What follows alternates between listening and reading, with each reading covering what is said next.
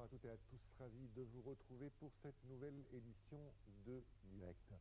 Daesh va encore plus loin dans l'horreur. Le groupe terroriste a montré hier des images de la décapitation de 21 citoyens égyptiens coptes en Libye.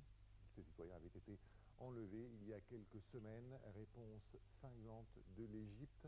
Le président Abdel Fattah el-Sisi est apparu hier soir à la télévision pour parler de vengeance. Il a dit que l'Égypte avait le droit de riposter là où elle le désirait. Quelques heures plus tard, l'aviation égyptienne a fait quelques dégâts dans des positions de Daesh à l'est de la Libye. On regarde le film de tout ce qui s'est passé hier, bien que la décapitation, on nous dit que la décapitation a eu lieu il y a quelque temps déjà, mais en tout cas c'est hier qu'elle a été officialisée. On regarde le film d'hier et on revient pour parler de ce sujet, le seul sujet aujourd'hui, avec nos invités.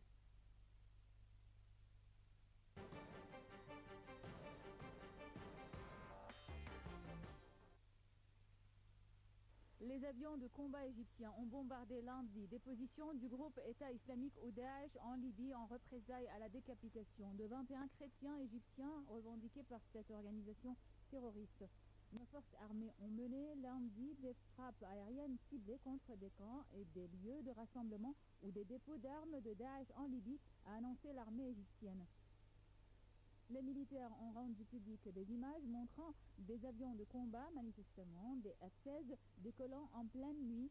Des témoins ont assuré en Libye que des avions avaient frappé à Derna, fief des djihadistes, à 1300 km à l'est de Tripoli. Peu auparavant, le président Abdel Fattah el-Sisi a convoqué d'urgence le Conseil national de la défense, alors qu'Al-Azhar, prestigieuse institution théologique de l'islam sunnite, a qualifié de barbare l'acte revendiqué par Daesh. Suite à la réunion du Conseil de la défense nationale égyptien, Abdel Fattah el-Sisi s'est adressé à la population égyptienne dans un mot télévisé et a présenté ses condoléances à tous les citoyens égyptiens. Abdel Fattah el-Sisi a par ailleurs déclaré que le Conseil de la défense restera réuni tout au long de la semaine à venir et qu'il prendra les décisions nécessaires pour venger la mort des ressortissants égyptiens. Il a par ailleurs assuré que l'Égypte se réserve le droit de riposte et que cette riposte sera sans merci avec les terroristes. Le président a par ailleurs annoncé que le ministre des Affaires étrangères, Sameh Shoukry, fera le déplacement à New York pour négocier avec le Conseil de sécurité de l'ONU des démarches à suivre pour rendre justice aux victimes de cet acte de barbarie. Le chef de l'État a décrété un deuil national de 7 jours. Daesh a diffusé dimanche une vidéo montrant la décapitation de 21 hommes que l'organisation terroriste présentait comme des Égyptiens de confession chrétienne copte. Ils avaient été kidnappés en Libye en décembre dernier, un enlèvement revendiqué par Daesh en janvier et confirmé par l'Égypte.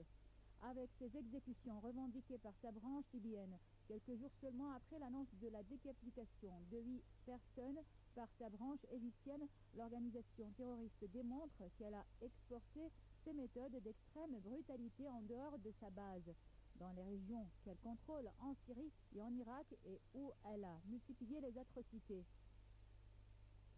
Sur la vidéo diffusée sur Internet, des hommes portant des combinaisons orange, semblables à celles d'autres otages exécutés ces derniers mois en Syrie, sont alignés sur une plage, les mains menottées dans le dos, avant que leur bourreau ne les décapite au couteau.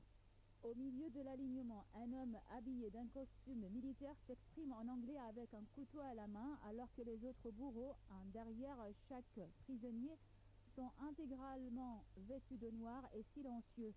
Tous sont masqués. Une incrustation au début de la vidéo situe la scène dans la province de Tripoli et un autre message écrit explique que les victimes sont des gens de la croix fidèles à l'église égyptienne ennemie.